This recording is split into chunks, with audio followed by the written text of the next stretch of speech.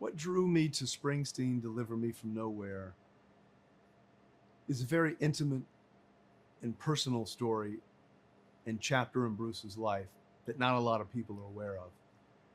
It's a time when Bruce has just come off the River Tour.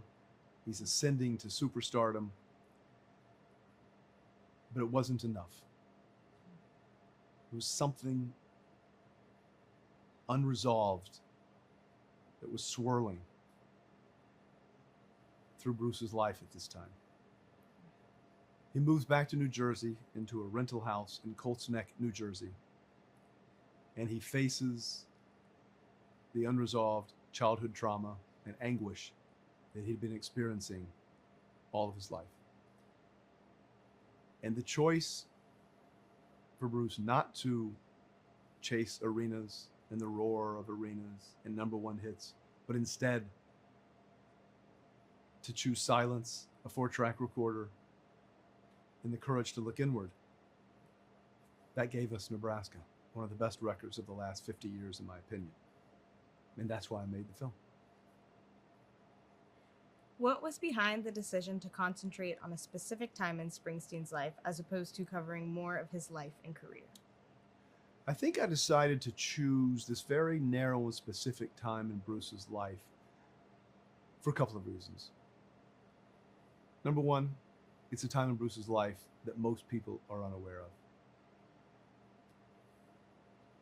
We know Bruce from Born in the USA, Born to Run, Darkness on the Edge of Town, Greetings from Asbury Park, Tunnel of Love, many, many others.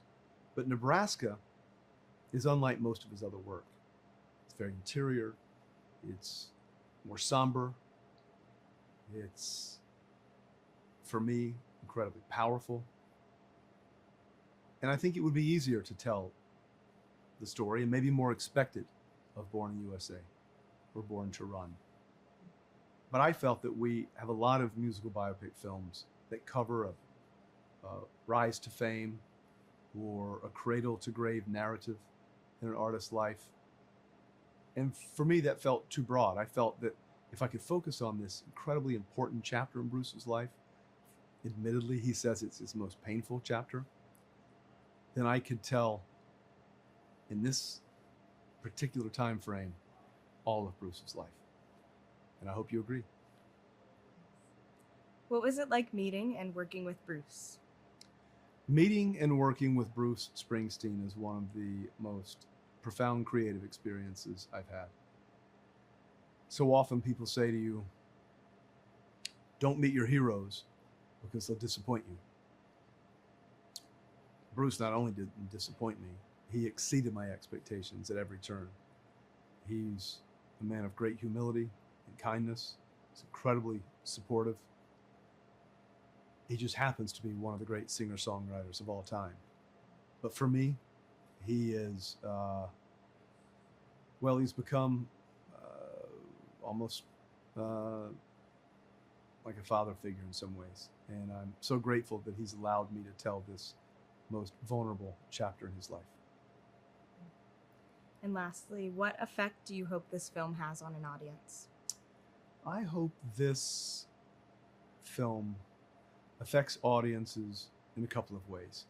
I hope if they're an ardent Bruce Springsteen fan, or if they're a casual fan, they'll go home after seeing the film, they'll sit in the dark, and they'll listen to Nebraska and really listen to it.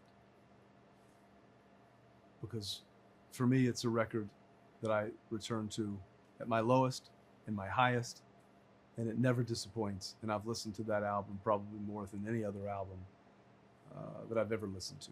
That's one reason. And I think the second reason is that people can see that Bruce Springsteen, a global icon, a legend, can suffer mental anguish and find the right help to get through it.